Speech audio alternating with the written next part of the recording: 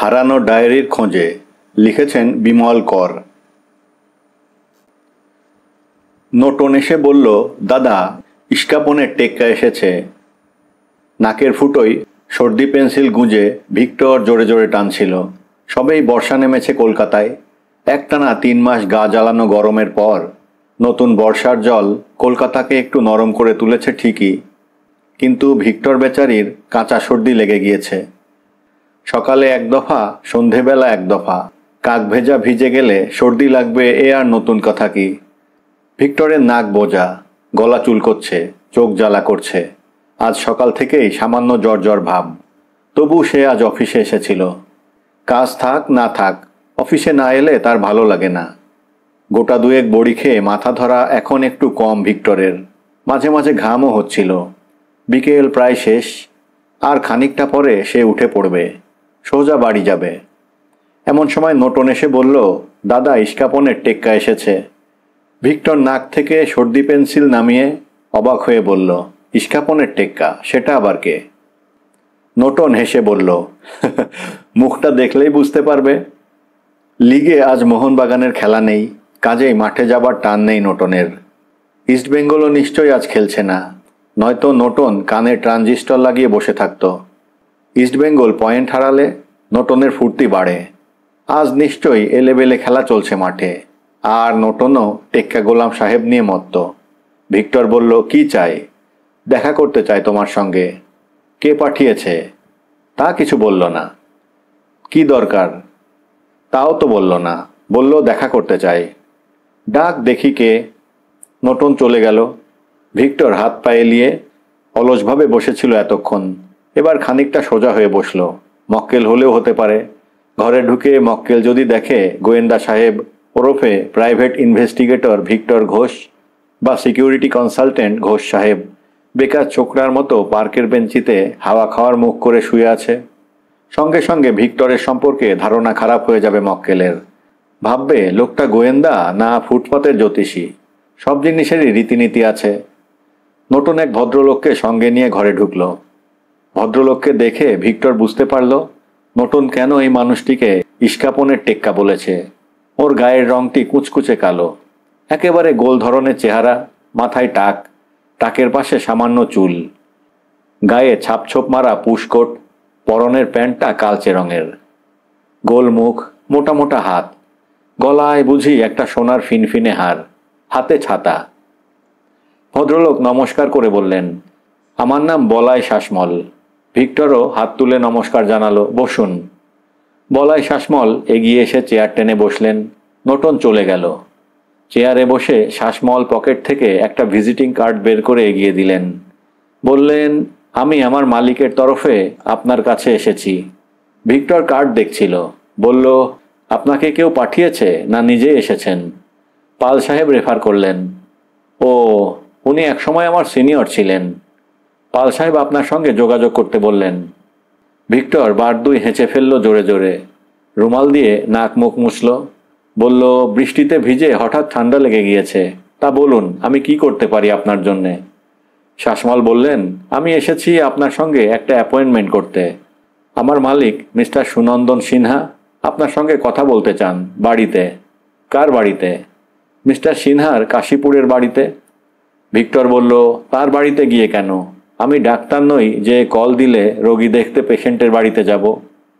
বলাই শাসমল সামান্য থতমত খেয়ে গেলেন। সামলে নিয়ে বললেন, না, সেজন্যে নয়। মিস্টার সিনহা অসুস্থ। ওর একটা চোখে অপারেশন হয়েছে, বিছানায় শুয়ে আছেন। ওর পক্ষে এখন বাইরে বেরোনো সম্ভব নয়।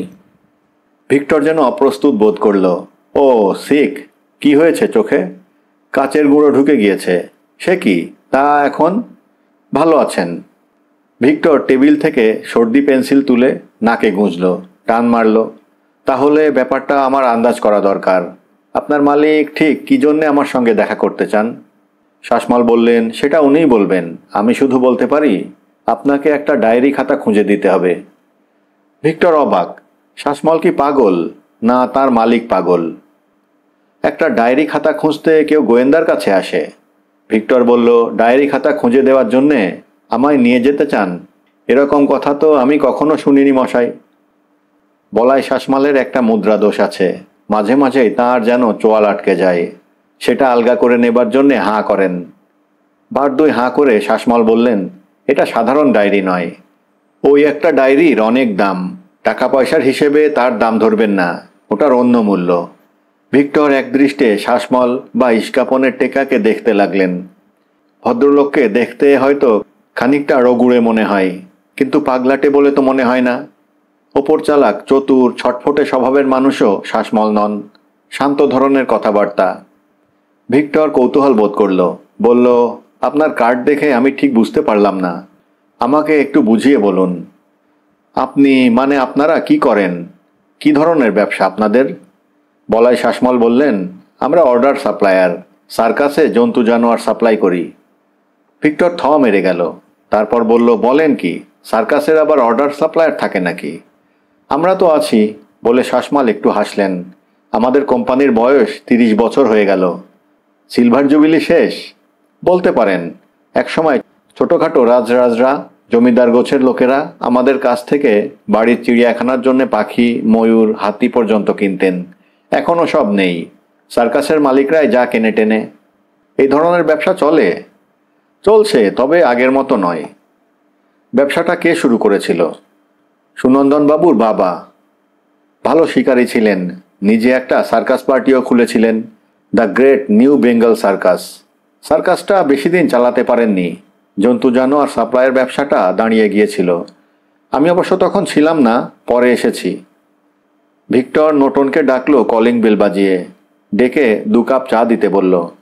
আপনারা বাঘটাক সাপ্লাই করেন নাকি? ভিক্টর হেসে বলল, আগে হয়েছে, এখন হয় না। সিংহ? না, এখন যা হয় তার মধ্যে হাতি, ঘোড়া, বাঁদর ছাড়া আছে পাখি, সাপ, ময়ূর, কুকুর।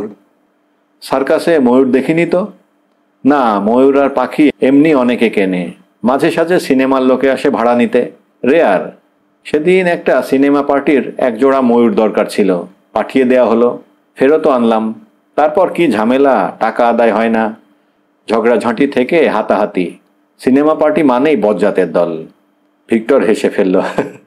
শাসমল পকেট থেকে সিগারেটের প্যাকেট বের করলেন, লাইটার। আসুন বলে প্যাকেট এগিয়ে দিলেন। পরে, সর্দিতে গলা খসখস করছে, আপনি খান, বলে ভিক্টর এবার বন্ধু বন্ধু গলায় বলল, শাসমল বাবু, এবার আপনি আমায় ব্যাপারটা একটু স্পষ্ট করে বলুন তো, ডায়েরি হারানোর ব্যাপারটা ঠিক কি? শাসমল একটা সিগারেট ধরালেন, অল্প চুপ করে থেকে বললেন, আপনাকে আমি সব কথা বলতে পারবো না, আমি ঠিক জানি না। শুধু এইটুকু জানি, গার্ডনার বলে এক খ্যাপা সাহেব ছিলেন, লোকে তাকে গানা সাহেব বলতো। তিনি ছিলেন মিশনারি। বনে জঙ্গলে, পাহাড়তলিতে, ছোট ছোট গ্রামে, কাঠুরে, গরিব মানুষের কুঁড়েতে ঘুরে বেড়াতেন। এই সাহেব একটা ডায়েরি লিখেছেন, তাতে এক জায়গায় আছে, তিনি বামনের মতন 1 জোড়া মানুষ দেখেছেন যাদের গায়ের রং একেবারে নীল, মাথার চুল সাদা ধবধবে। তারা মানুষের মতন কথা বলতে পারে না, কিন্তু নানা রকমের শব্দ করতে পারে, ইশারা করতে জানে। এরা গাছের ছাল, জন্তুর চামড়া দিয়ে তৈরি জামা পরে। ভিক্টর অবাক হয়ে শাসমালের কথা শুনছিল। নীল মানুষ, সেটা আবার কি? সাদা, কালো, বাদামি, এমনকি পিত বা হলুদ ঘেঁষা রঙের মানুষ আছে। সেভাবে ধরলে সোনালি রঙওয়ালা মানুষও চোখে পড়ে, কিন্তু নীল মানুষ কোথাও আছে বলে তো ভিক্টর শোনেনি। অবশ্য এই পৃথিবী এত বড়, এত দেশ, এত রকম মানুষ, যে কোথায় কি আছে আর কি নেই বলা মুশকিল। ভিক্টর ঠান্ডা গলায় বলল, নীল গায়ের কথা শুনেছি শাসমল সাহেব, নীল মানুষের কথা তো শুনিনি। শাসমল বললেন, ব্যাপারটা অদ্ভুত, ভাবলাম আপনি ডিটেকটিভ মানুষ।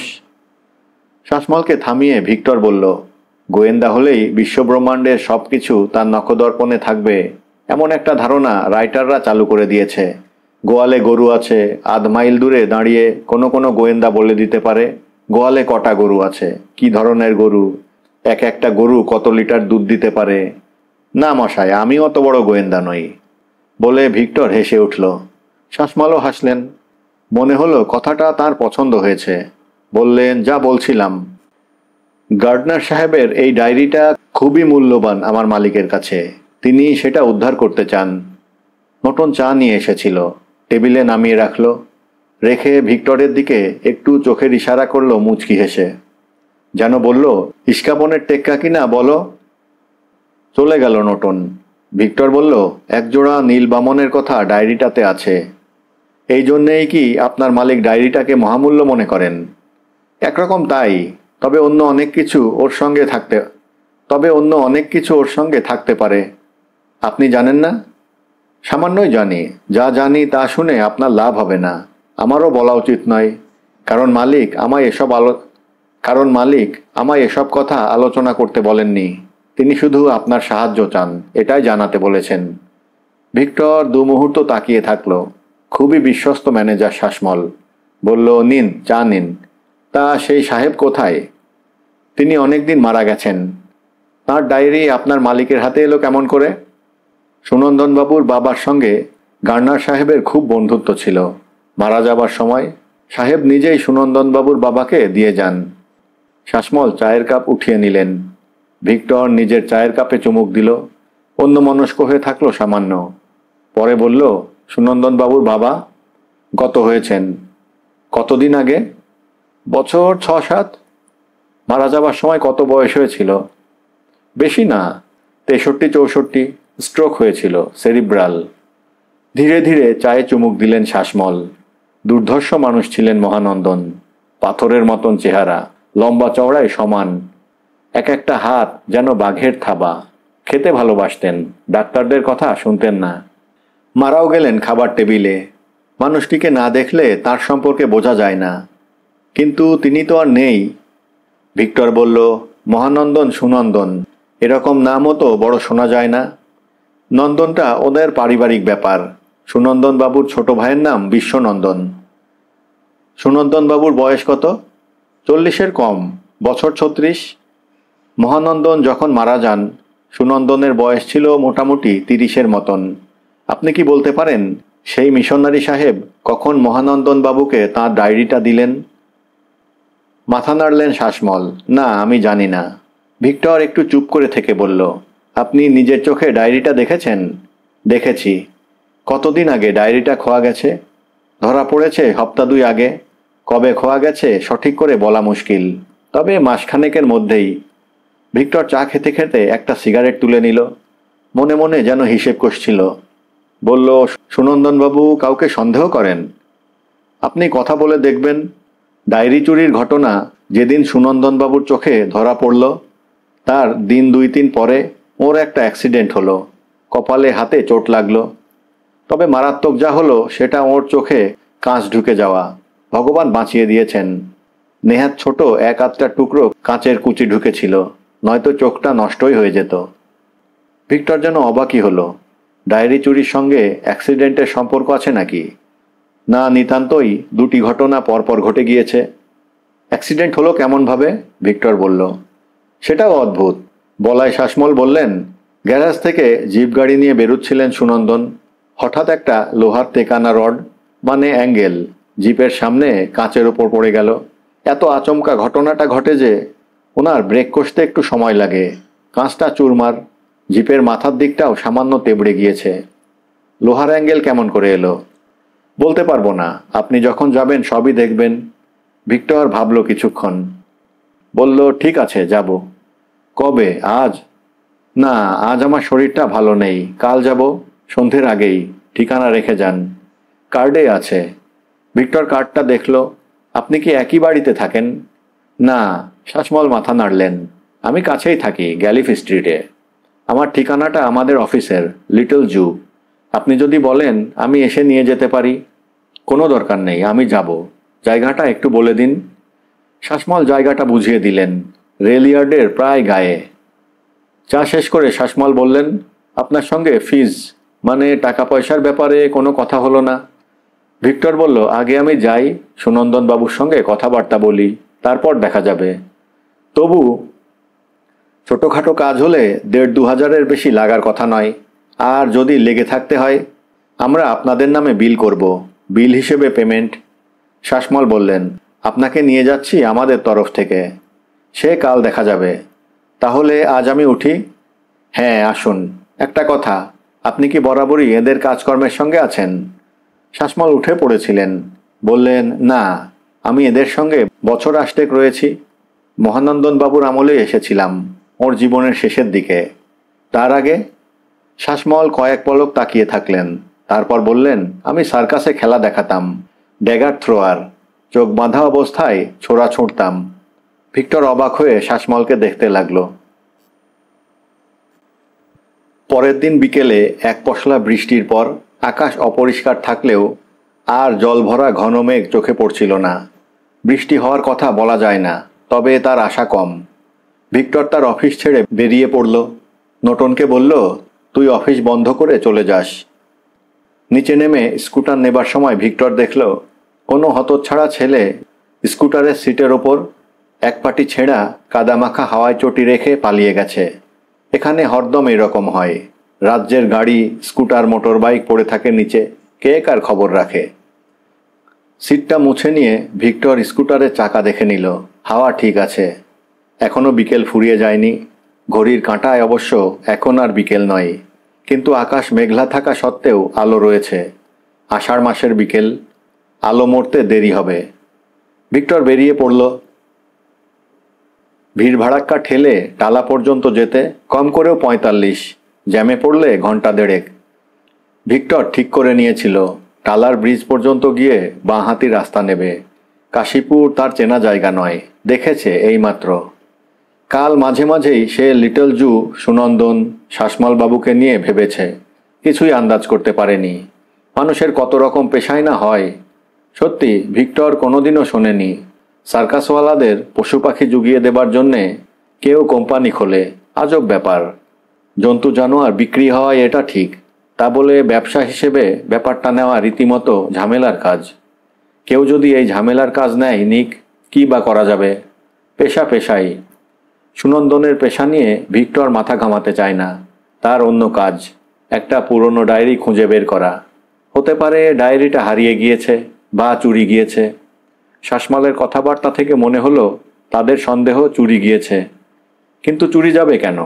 একজোড়া বামন যাদের গায়ের রং নীল, তাদের ব্যাপারে কৌতূহল থাকতে পারে মানুষের। কৌতূহল থাকলেই কি চুরি করতে হবে? কেন করবে? কি দরকার? তাহলে কি বুঝতে হবে নীল বামন যত না অদ্ভুত, তার চেয়েও বেশি কোনো রহস্য রয়েছে ওদের ঘিরে? বা ওরা কিছু নয়, চুরি যাওয়া ডায়েরির মধ্যে অন্য কিছু আছে। ভিক্টর কোনো কিছুই আন্দাজ করতে পারছে না আগে ভাগে। দেখা যাক সুনন্দন কি বলে। বাড়ি খুঁজে পেতে তেমন অসুবিধে হলো না ভিক্টরের। রেল ইয়ার্ডের গায়ে গায়েই একরকম।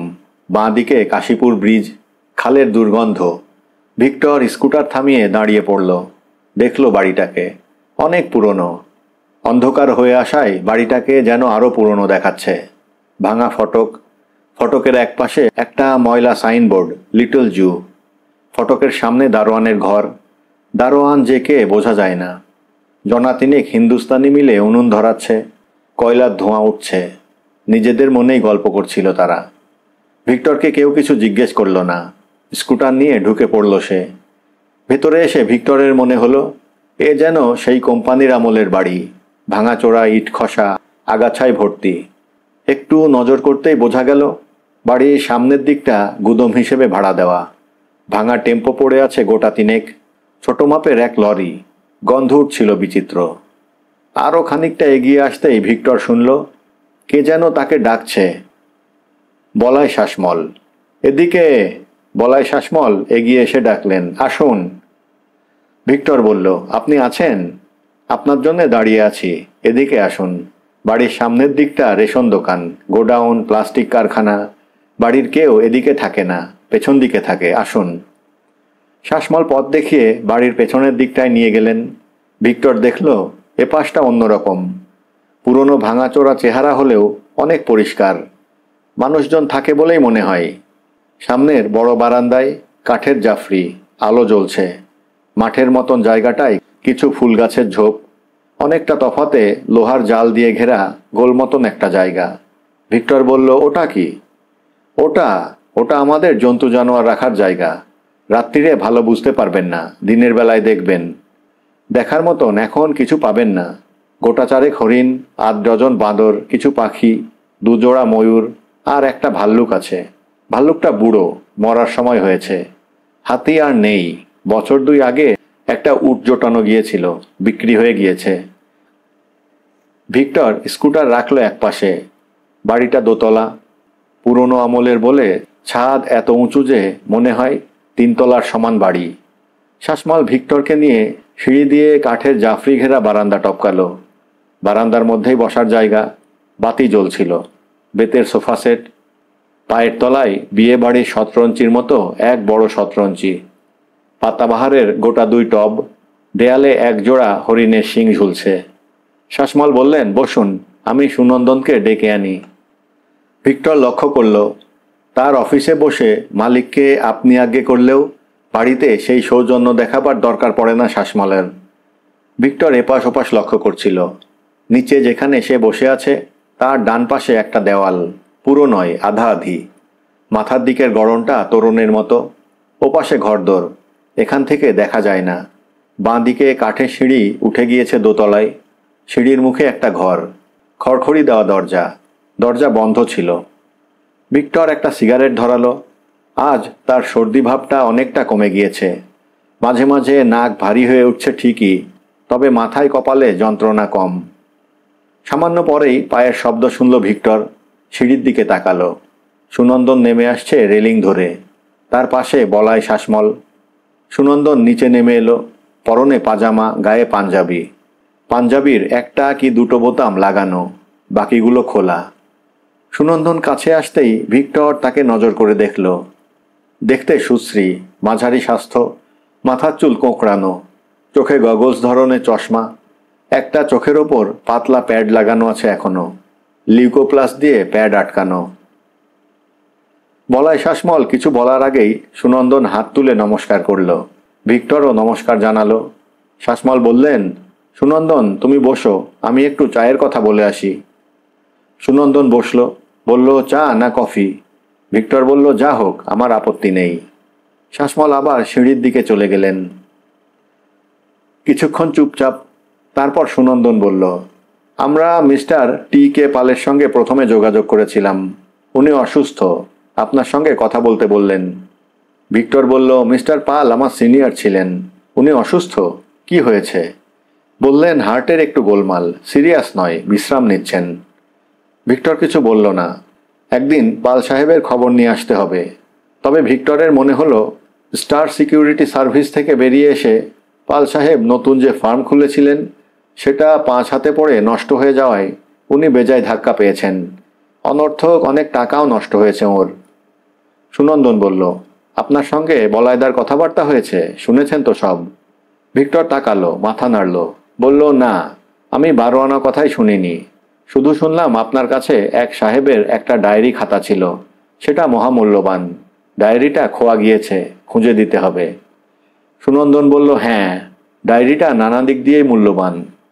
ভিক্টর বলল, ডায়েরির কথা বলুন। শুনলাম গার্ডনার বলে এক সাহেবের লেখা। হ্যাঁ, গার্ডনার ছিলেন এক মিশনারি পাদ্রী। তিনি ক্যাথলিক ছিলেন।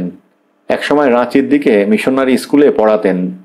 পরে মাস্টারি ছেড়ে দিয়ে আদিবাসীদের মধ্যে কাজকর্ম করে বেড়াতেন। মানুষটি বড় ভালো ছিলেন, খ্যাপা গোছেরও ছিলেন। আমি তাকে দেখেছি। আমার বাবার সঙ্গে পাদ্রী সাহেবের বন্ধুত্ব হয়ে গিয়েছিল।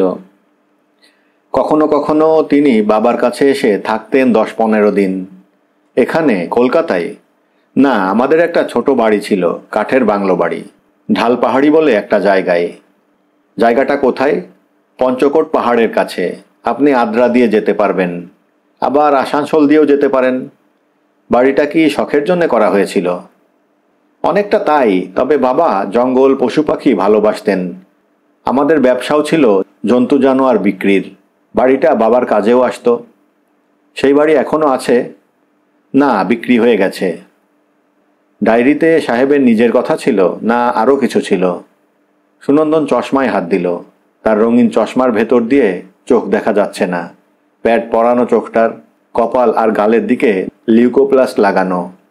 সুনন্দন বলল, নিজের কথা বলতে যা দেখতেন টেকতেন তার কথা, গাছপালার কথা, প্রকৃতির কথা, মানুষের কথা, বাইবেলের কোনো কথার ব্যাখ্যা, নিজে যা মনে করেছেন। ভিক্টর বলল, তাহলে এই ডায়েরি এত মূল্যবান কেন? সুনন্দন বলল, ওই ডায়েরির মধ্যে 2-4টে কথা আছে, যেমন নীল রঙের মানুষের কথা। সুনন্দন ঘাড় নাড়ল, বলল, দুজনের কথা। ওদের গায়ের রং নীল, মাথায় বামন। মানুষের ভাষায় কথা বলতে জানে না, স্বভাবটা খানিকটা বন মানুষের মতো। ভিক্টর আরাম করে বসল, পা ছড়িয়ে দিল সামনের দিকে।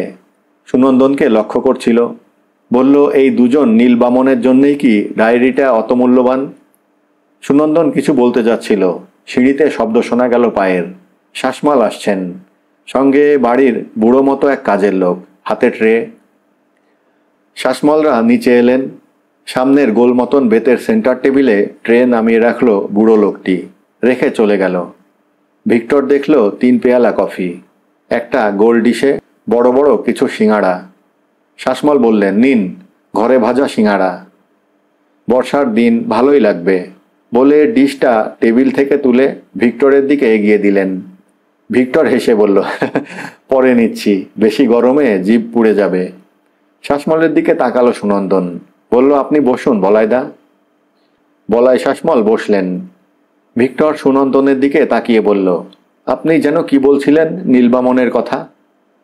সুনন্দন বলল, এই অদ্ভুত 2 জীব, মানুষই বলুন বা বন মানুষ বলুন, এখনো বেঁচে আছে কিনা আমি জানি না।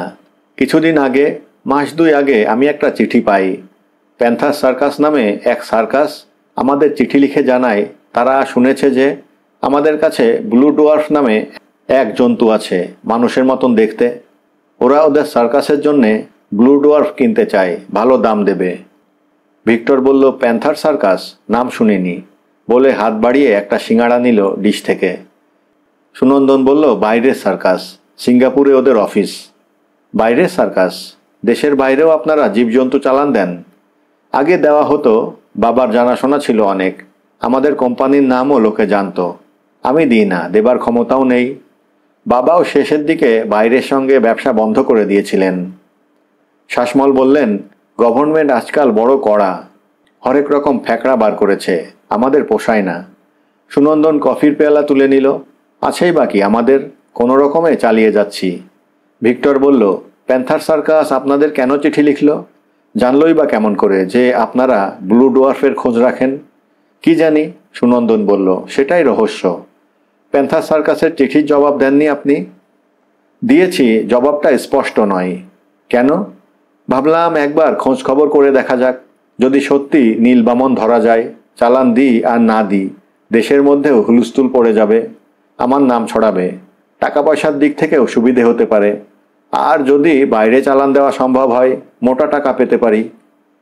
শাসমল বললেন, টাকার ব্যাপারটা পরে ভিক্টর সাহেব, প্রথম যা আমাদের মাথায় আসে তা হলো এইরকম অদ্ভুত প্রাণী পৃথিবীর আর কোথাও আছে বলে কেউ জানে না। যদি ওদের ধরা যায়, বিরাট ব্যাপার হবে, পণ্ডিতরা হুমড়ি খেয়ে পড়বে, কত রকম রিসার্চ হবে, একজন এক এক রকম বলবে। শাসমল যেন হালকাভাবেই বললেন শেষের কথাগুলো। ভিক্টর মাথা নাড়ল, বলল, তা ঠিক। আচ্ছা, নীলবামনের বা মানুষের কথা আপনারা আগে কোথাও শুনেছেন বা পড়েছেন? সুনন্দন বলল, বলাইদা পড়েছেন। ভিক্টর শাসমলের দিকে তাকালো। শাসমল সামান্য অপ্রস্তুত হয়ে বললেন, আমার একটু আজে বাজে বই পড়ার অভ্যেস আছে স্যার। মানে আনন্যাচারাল ব্যাপার ট্যাপার সম্পর্কে? কি বলবো, ওই একটা কৌতূহল আর কি। আমি একটা বইয়ে ব্লু বয় সম্পর্কে পড়েছি, এটা গ্রেট ব্রিটেনে। আর একজনের কথা পড়েছি, গ্রিস দেশে তাকে দেখা গিয়েছিল, তার নাম হয়েছিল ব্লু রিবন। সে ছিল মেয়ে। আমাদের দেশে নীল রঙের মানুষ দেখা না গেলেও এককালে হিমালয়ের দিকে 2-1জন নীলচে রঙের মানুষ দেখা গিয়েছে। ভিক্টর কফির পেয়ালা টেনে নিল, বলল, এরা নীলবর্ণ হলো কেন? একদল বলে প্রকৃতির খেয়াল, আর একদল বলে অন্য জগতের জীব। ভিক্টর হাসল, সুনন্দনের দিকে তাকালো। আপনারা কি প্যান্থার সার্কাসের চিঠি পেয়ে নীলবামনদের খোঁজ করতে শুরু করেন? মাথা নাড়ল সুনন্দন, বলল, আমি আর বলাইদা সাহেবের ডায়েরি থেকে জায়গাটা আন্দাজ করার চেষ্টা করলাম। তারপর খোঁজ খবর করে মোটামুটি যখন ঠিক করেছি দুজনে একবার সরেজমিনে দেখতে যাব, তখনই ডায়েরিটা চুরি হয়ে গেল। ভিক্টর কফি খেতে খেতে বলল, কোথায় থাকতো ডায়েরিটা? আমার ঘরে, আলমারিতে। আলমারি খোলা থাকতো না চাবি দেওয়া থাকতো? চাবি দেওয়া থাকতো। ডায়েরির কথা কে কে জানতো? তা সকলেই। আসলে গার্ডনার সাহেবের ডায়েরি বলেই ওটা পড়েছিল, ও নিয়ে আলাদা করে কেউ মাথা ঘামাতে যায়নি। আমি কখনো কখনো নেহাতি সময় কাটাতে পাতা উল্টেছি, বর্ণনাগুলো পড়েছি, বেশ লাগতো। গাছপালা, ফুল, পাখি, জন্তু জানোয়ারের কথা পড়তেও ভালো লাগতো। মাঝে মাঝে থাকতো আদিবাসীদের কথা, তাদের আচার আচরণের কথা। ধর্ম সম্পর্কেও সাহেব তার মনের ভাবনা লিখে রাখতেন। একজন সরল সুন্দর মানুষের নানা ব্যাপারে দেখাশোনা অভিজ্ঞতার কথা পড়তে ভালোই লাগতো, এই মাত্র। অন্য কোনো মূল্য তার বুঝিনি। ব্লু ডোয়ার্ফের কথাই বুঝলেন? হ্যাঁ, জিনিসটা আমি পড়েছিলাম আগেই, একবার নয় অনেকবার। ঠিক বিশ্বাস হয়নি। তখন কৌতূহলও হতো না, ভাবতাম খ্যাপা সাহেবের চোখে দেখতে ভুল হয়েছে। প্যান্থার সার্কাসের চিঠি পেয়েই আমার চমক লাগলো। ভিক্টর হেসে বলল, তখন থেকেই ডায়েরিটা মহামূল্য হয়ে গেল। তা বলতে পারেন। ভিক্টর কফি খেতে খেতে কিছু ভাবছিল। পরে বলল, কতদিন আগে ডায়েরিটা চুরি গেছে? মাসখানেকের মধ্যেই, আমার ধারণা 2-3 সপ্তাহের মধ্যে। আপনি কাউকে সন্দেহ করেন? সুনন্দন কিছুক্ষণ চুপ করে থাকলো। পরে বলল, কাকে করব? বাইরের লোক বলতে আমার এক মামাতো ভাই আছে, আর মহাদেব বলে এক বন্ধু। এরা দুজন ছাড়া প্যান্থার সার্কাসের চিঠির কথা অন্য কেউ জানতো না। তাও ওরা ভাষা ভাষা জানতো। আমি আর বলাইদা পুরো ব্যাপারটা জানতাম। ভিক্টর বলল, ডায়েরি চুরি যাবার পরই আপনার অ্যাক্সিডেন্ট হয়? হ্যাঁ। ডায়েরি চুরি আর অ্যাক্সিডেন্টের মধ্যে কোনো সম্পর্ক আছে? ভিক্টর বলল, বলে একদৃষ্টে সুনন্দনের দিকে তাকিয়ে থাকল। সুনন্দন বলল, আমারও কেমন সন্দেহ হয়। বিশেষ কাউকে সন্দেহ হয় আপনার? মাথার চুল ঘাঁটতে ঘাঁটতে সুনন্দন বলল, এত আচমকা ব্যাপারটা ঘটেছিল যে আমি কিছুই বুঝতে পারিনি। চোখ তখন বন্ধ করে ফেলেছি। শাসমাল বললেন, আমি সন্দেহ করি। কাকে? অ্যাক্সিডেন্টটা তো ঘটানো হয়েছে বলে সন্দেহ করি। কে যে ছক করে কাণ্ডটা ঘটিয়েছিল তা এখন বলতে পারবো না। কেউ না কেউ করেছে। সুনন্দন বলল, আমি মারা যেতে পারতাম, কিংবা আরও ভয়ঙ্করভাবে আহত হতে পারতাম। ভিক্টর বলল, আজ আমি বেশিক্ষণ থাকতে পারবো না, অন্য একটা কাজ আছে বাড়িতে, বলে কফির পেয়ালা রেখে দিল। কাল বা পরশু আপনাদের কখন সময় হবে বলুন, আমি বেলাবেলি আসতে চাই। আপনাদের লিটল জু আমাকে দেখতে হবে, গ্যারাজটাও। যদি পারেন আপনাদের বাড়ির ঘরদোরও আমায় দেখিয়ে দেবেন। শাসমাল বললেন, আপনি কালই আসুন, আমি থাকব। ভিক্টর বলল, আসব। ডায়েরির ব্যাপারে আমার আরও কিছু জানার দরকার। আমার মনে হয় সুনন্দনবাবু, একটা কাগজে পয়েন্টগুলো নোট করে রাখলে ভালো হয়। কিসের পয়েন্ট? যেগুলো আপনার কাছে জানানো দরকার বলে মনে হবে। আপনি সময় নিয়ে ঠান্ডা মাথায় ভাবুন, ভেবে দেখুন কোনগুলো জানানো দরকার। কাল আমি আপনার কথা শুনব। আজ উঠি। ভিক্টর উঠে দাঁড়ালো। গা এলিয়ে বসে ভিক্টর ট্রু ডিটেকটিভের পাতা উল্টাচ্ছিল। পত্রিকাটা তার যে খুব পছন্দ তা নয়, তবু অনেক সময় মাল মশলা খুঁজে পাওয়া যায়। দুপুর প্রায় শেষ। আলস্য লাগছিল ভিক্টরের, হাই উঠছিল। মাঝে মাঝে অন্যমনস্ক হয়ে ছাদের দিকে তাকাচ্ছিল। মাথায় ঘুরছিল লিটল জুয়ের কথা। এমন সময় কল্যাণ চাটুর্য এসে হাজির। ভিক্টরের বন্ধু, খবরের কাগজে কাজ করে, ফটোগ্রাফার। কল্যাণের কাঁধে সবসময় একটা ব্যাগ ঝোলে, তার মধ্যে তার ক্যামেরা আর টুকিটাকি। ব্যাগটা নামিয়ে রাখতে রাখতে কল্যাণ বলল, কিরে ভিকু, আজকাল খুব লায়ক হয়ে গিয়েছিস, ডাকলেও সাড়া দিস না। ভিক্টর বলল, ডাকলি কখন? কাল সন্ধ্যের মুখে যাচ্ছিলি কোথায়? গ্যালিফ স্ট্রিটের মুখে তোকে দেখলাম, স্কুটার হাঁকিয়ে যাচ্ছিস। পত্রিকাটি রেখে দিল ভিক্টর, হেসে বলল, একটা কাজে যাচ্ছিলাম। কাজ? তোর আবার কাজ? জুটেছে কিছু? জুটবো করছে। তোর খবর কি বল? কাল তুই আমায় দেখলি কেমন করে? একটা ছবি নিতে গিয়েছিলাম। লরি ভার্সেস স্টেট বাসের গুঁতোগুতি, দুটোই ষাঁড়ের মতো মুখোমুখি লড়ে গিয়েছে। ফেরার পথে তোকে দেখলাম। তাই বল, তা এখন কোথায়? এদিকেই একটা কাজে যাচ্ছি, দেরি আছে। ভাবলাম তোর সঙ্গে বসে একটু আড্ডা মেরে যাই। চা বল। বলতে হবে না, নোটন তোকে দেখেছে, চলে আসবে চা। কল্যাণ নস্যিখোর। পকেট থেকে নস্যির কৌটো বের করে আঙুলের ডগায় নস্যি তুলতে তুলতে বলল, বাড়ির খবর কি? দিদি কেমন আছে? বাড়ির খবর বাড়িতে গিয়ে নিবি। যাব, দিদিকে বলবি বর্ষা পড়েছে, এবার একদিন গিয়ে খিচুড়ি খেয়ে আসবো, উইথ ইলিশ মাছ ভাজা। মাছটা তুই নিয়ে যাবি। ভিক্টর হেসে বলল, বাগবাজারের ইলিশ।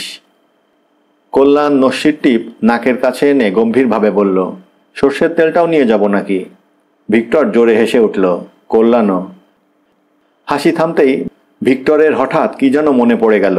বলল, হ্যাঁ রে কলু, তুই না বাগবাজারে থাকিস? বাগবাজার নয়, শ্যামবাজার, রাস্তার এপারে। কেন? ভিক্টর একটু ভাবল। লিটল জুয়ের নাম শুনেছিস? লিটল জু? কল্যাণ অবাক। এমনভাবে তাকিয়ে থাকলো যেন এ ধরনের কোনো নাম ভূভারতে আছে বলে সে জানে না। শুনিসনি? না, কোথায় সেটা? ভিক্টর জায়গাটার বিবরণ দিল। বলল, কাশীপুর ব্রিজ। ওটা চিতপুর ব্রিজ, কেউ কেউ কাশীপুর বলে। তা চুলোই যাক। না ভাই, আমি লিটল জুয়ের নাম শুনিনি। কি আছে সেখানে? ভিক্টর বুঝিয়ে দিল লিটল জুয়ের ব্যাপারটা। বলল, ওর মালিকের একটা কেস হাতে নিচ্ছি। কি কেস? ডায়েরি চুরি। কল্যাণ বোকার মতো তাকিয়ে থাকলো। তারপর বলল, ডায়েরি চুরি কি রে? ডায়েরি চুরির আবার কেস হয় নাকি? এ কি গোয়েবলস গোয়েলিংয়ের ডায়েরি? ভিক্টর মাথা নাড়ল। বলল, না, কিন্তু অদ্ভুত লোকের। নতুন চা নিয়ে এলো 2 কাপ। কল্যাণ বলল, খালি পেটে শুধু চা খাওয়াবি? তোর সে দাঁত ভাঙা খোট্টা বিস্কিট নেই? মাথা নাড়ল নটন। বলল, শশা আছে, খাবে? দুধ, শশার সঙ্গে চা খাই? তুই কোথাকার লোক! স্যাট করে 2টো লেড়ো বিস্কুট নিয়ে আই। যাবি আর আসবি, আমার গ্যাস্ট্রিক হয়েছে। ডাক্তার বলেছে 2 ঘন্টা অন্তর পেটে কিছু দিতে। নটন হাসতে হাসতে চলে গেল। ভিক্টর বলল, তোর শুধু খাওয়া, খেয়ে খেয়েই মরবি। যে খাটে সে খায়। তোর মতন টেবিলে পা তুলে বসে আমার দিন কাটে না ভাই। সারাদিন চরকি মারতে হয়। নো রোদ, নো ঝড় বৃষ্টি, নো শীত। যাকগে, তোর কেসটা বল শুনি। কার ডায়েরি? কিসের ডায়েরি? লিটল জুই বা কেন? চা খেতে খেতে ভিক্টর ছোট করে সুনন্দনদের কথা, ডায়েরি হারানোর বৃত্তান্ত বলল। এমনকি সুনন্দনের অ্যাক্সিডেন্টের কথাও। কল্যাণ সবই শুনল।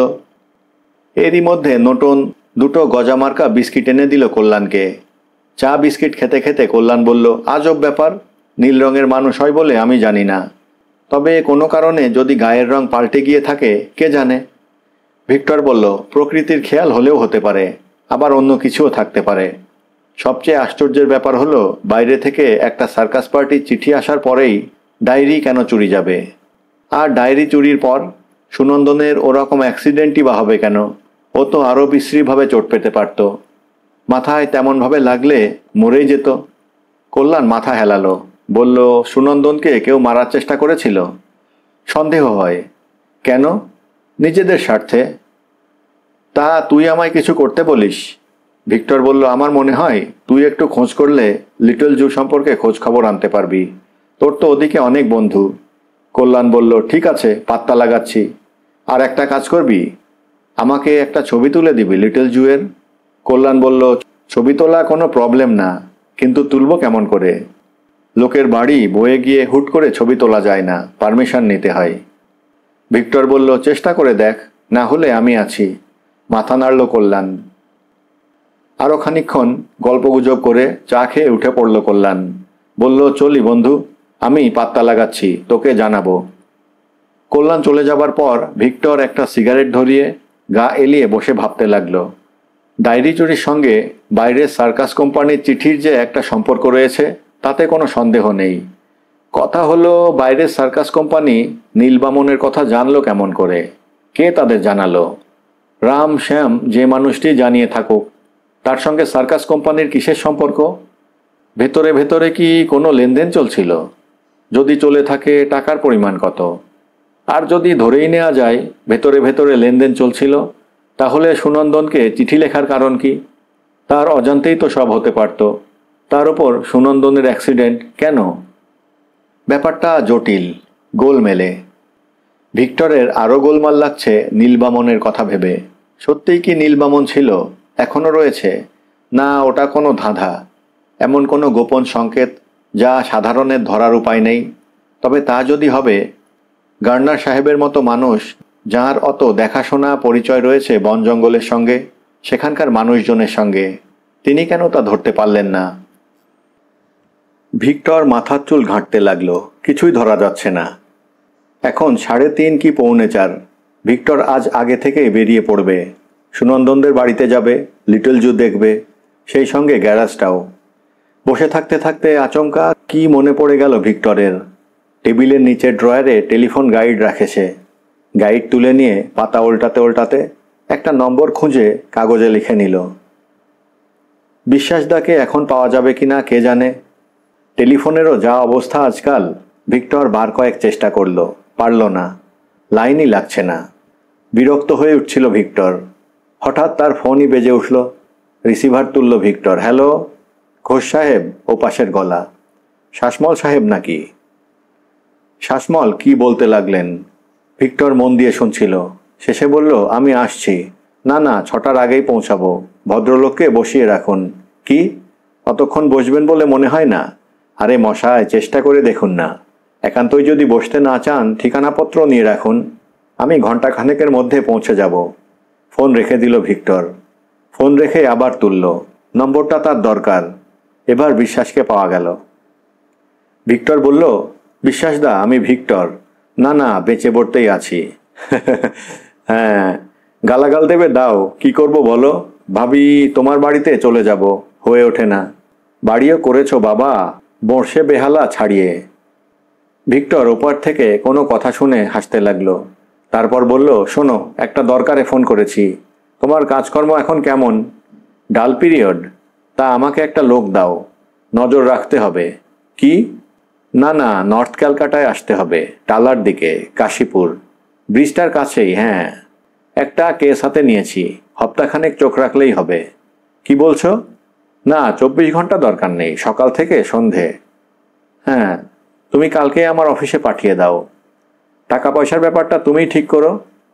আচ্ছা। হ্যাঁ, একদিন চলে এসো। সেই কবে মাস 6 আগে এসেছিলে। তাহলে ছাড়ছি, কালই লোক পাঠাবে। ওকে। ফোন রেখে দিল ভিক্টর। নোটন। নোটন এসে হাজির হবার আগেই ভিক্টর উঠে পড়েছে। বলল, আমি বেরোচ্ছি, তুই অফিস বন্ধ করে বাড়ি চলে যাস। নোটন হাত বাড়ালো। গোটাকুড়ি টাকা দিয়ে যাও, 2-1টা জিনিস কিনে নিয়ে যেতে হবে। ভিক্টর টাকা দিল নোটনকে, দিয়ে তার হালকা ওয়াটারপ্রুফ তুলে নিয়ে চলে গেল। এখনো আলো ফুরোয়নি, রোদ পালিয়েছে। আকাশে হালকা মেঘ, বৃষ্টি হবার মতো মেঘ জমেনি কোথাও। ভিক্টর লিটল জুয়ে এসে হাজির। সুনন্দন আর শাসমল অপেক্ষা করছিল। কাল যেখানে বসেছিল ভিক্টর, তার 20-25 গজ দূরে লিটল জুয়ের অফিস। সাধারণ ঘর, মামুলি অফিস। টেবিল চেয়ার ছাড়া যা তা সামান্যই। কাঠের পুরনো আলমারি, একটা টেলিফোন, দেয়ালে টাঙানো কিছু ছবি, এইমাত্র। ভিক্টর বলল, সেই ভদ্রলোক কোথায়? সুনন্দন বলল, চলে গেলেন, বসানো গেল না। ব্যাপারটা শুনি। সুনন্দনই বলল, ভদ্রলোকের নাম মোহিনীমোহন পাল, বয়স বোধ হয় 50-এর ওপর। উনি থাকেন বেলেঘাটার দিকে, সিআইটি রোড। ভদ্রলোকের একটা ট্রাভেলিং এজেন্সি আছে, মানে ট্যুরিং কোম্পানি, বাসে ঘোরাঘুরির ব্যবস্থা করেন। কি নাম এজেন্সির? শাসমল একটা কার্ড এগিয়ে দিলেন। ভিক্টর কার্ড দেখল, ধরিত্রী ট্রাভেলস, অফিস ধর্মতলা স্ট্রিটে। সুনন্দন বলল, ভদ্রলোকের এক আত্মীয় অসুস্থ, হাসপাতালে রয়েছে। আত্মীয়কে দেখতে যেতেন ভদ্রলোক। গতকাল তিনি যখন আত্মীয়কে হাসপাতালে দেখতে যান, তখন আত্মীয়টি তাকে একটি প্যাকেট দেন। বলেন, পাশের বেডে যে লোকটি ছিল সে ছাড়া পেয়ে সকালের দিকে চলে গিয়েছে।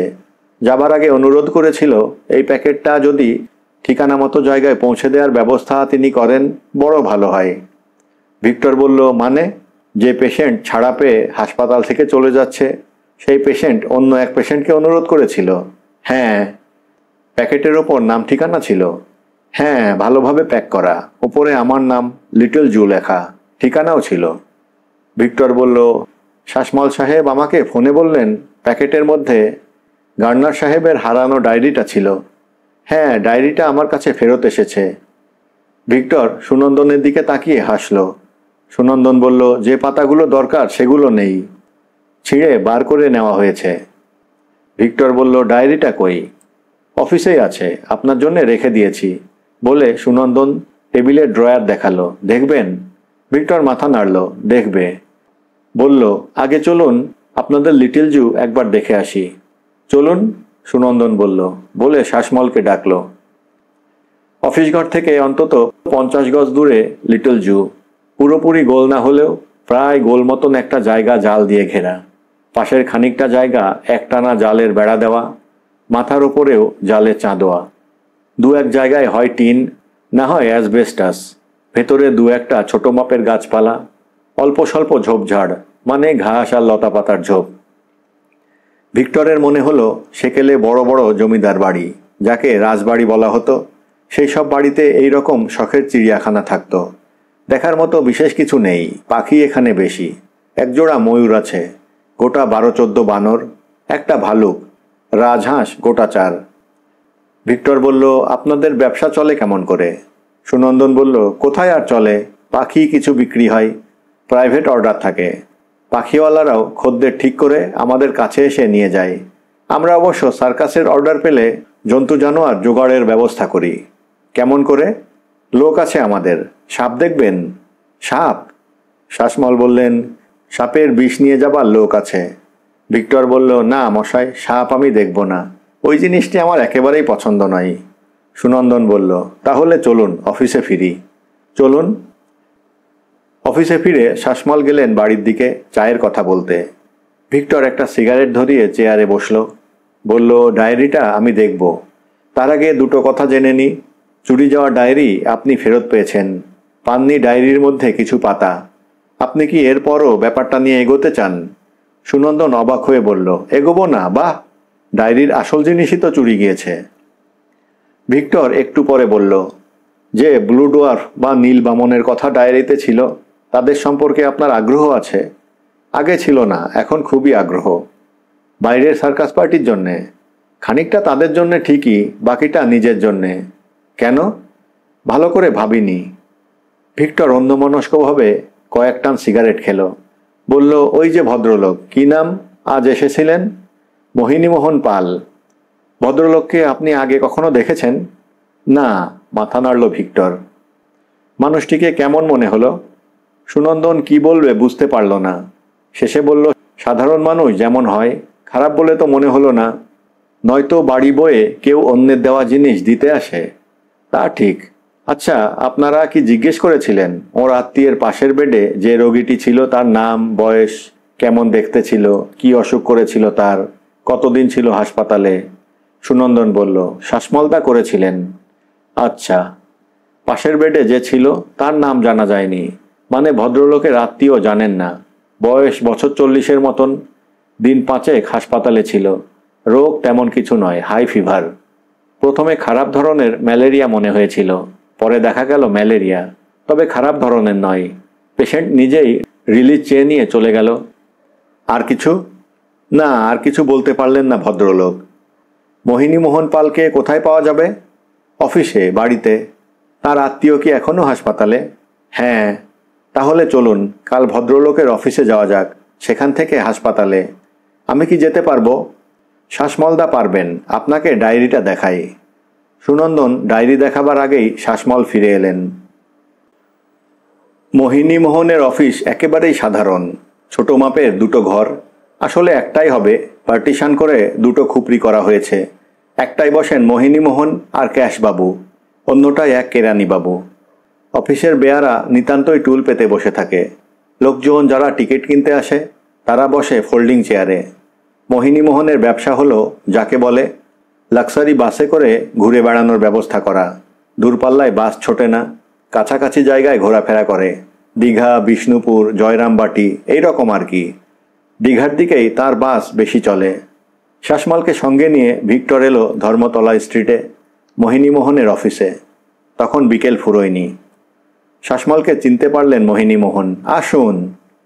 দুহাত তুলে নমস্কার জানিয়ে শাসমল বললেন, আপনার কাছে এলাম, কালই বলেছিলাম একটু বিরক্ত করতে আসতে পারি। বলে শাসমল হাসির মুখ করলেন, যেন বিরক্ত করতে এসে লজ্জায় পড়েছেন। মোহিনীমোহন বললেন, বসুন। শাসমল ভিক্টরের সঙ্গে পরিচয় করিয়ে দিলেন মোহিনীমোহনের। বললেন, ইনি কয়েকটা কথা জানতে এসেছেন, যদি দয়া করে বলেন আমাদের বড় উপকার হয়, আমরা একটা গণ্ডগোলের মধ্যে পড়েছি। মোহিনীমোহন ভিক্টরের দিকে তাকালেন। বলুন। ভিক্টর গতকালই সব শুনেছিল শাসমলের কাছে, তবু বলল, আপনার আত্মীয় বা বন্ধু কোন হাসপাতালে আছেন? আরজিকর হাসপাতাল। কোন ওয়ার্ড, কত নম্বর বেড?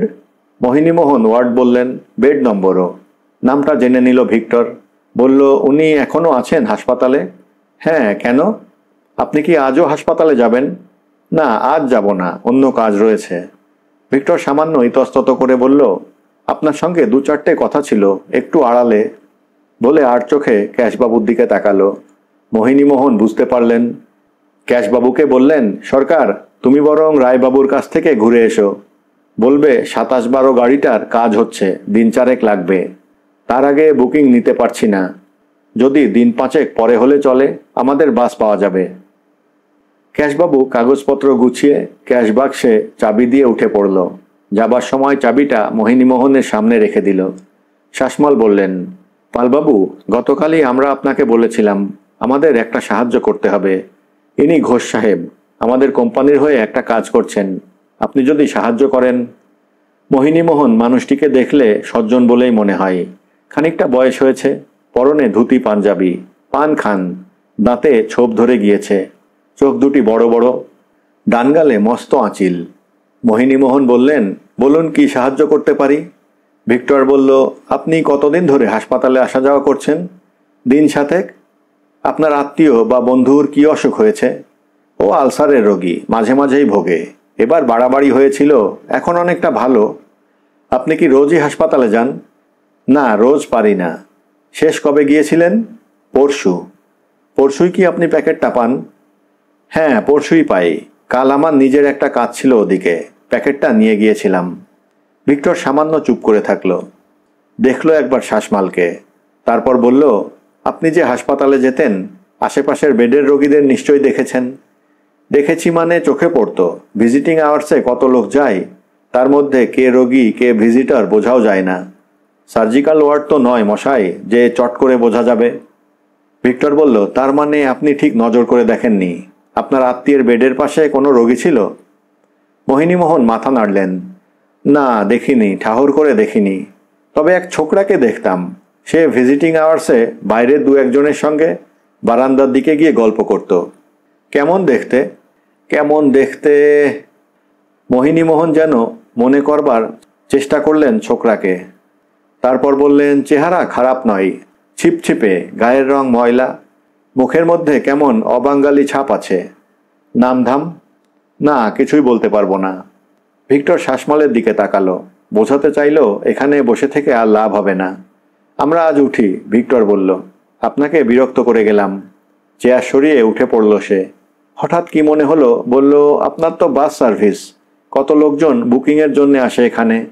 আপনার কি মনে হয় যে ছোকরার কথা আপনি বলছেন, এরকম কাউকে এখানে কোনোদিন আসতে দেখেছেন? মোহিনীমোহন কয়েক পলক তাকিয়ে মাথা নাড়তে গিয়ে আর মাথা নাড়লেন না, কি যেন ভাবলেন। পরে বললেন, আমি মনে করতে পারছি না। শাসমলও উঠে পড়েছিলেন। ভিক্টর বলল, আসি, বলে নমস্কার জানালো। বাইরে এসে ভিক্টর বলল, চলুন শাসমল সাহেব, হাসপাতালে যাওয়া যাক। হাতের ঘড়িটা দেখল, 4:45।